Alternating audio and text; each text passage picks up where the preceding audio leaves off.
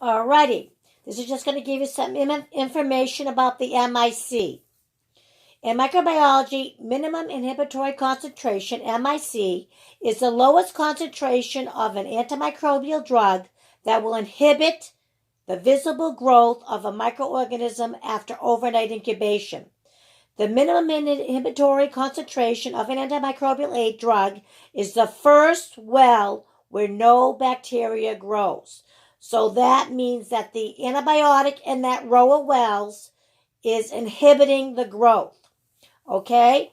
So it's hard to see on this one, but you would look where this is Pseudomonas and has a green pigment. It's easier. So when you see the green, if you didn't see green in the first well, you didn't see green, you would write that number down.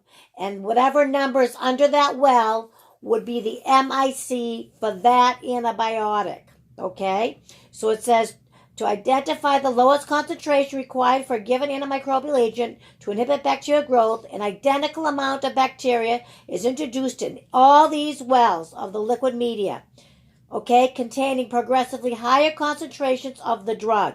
After incubation, the technologist looks for the first well that is clear, meaning the organism has been killed.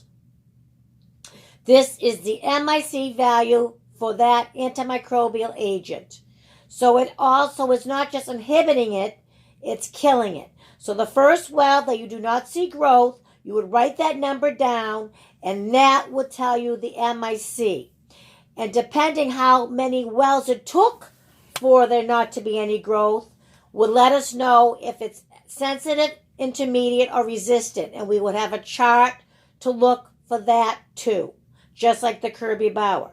So again, the Kirby-Bauer is not an MIC. The Kirby-Bauer is a distillation method.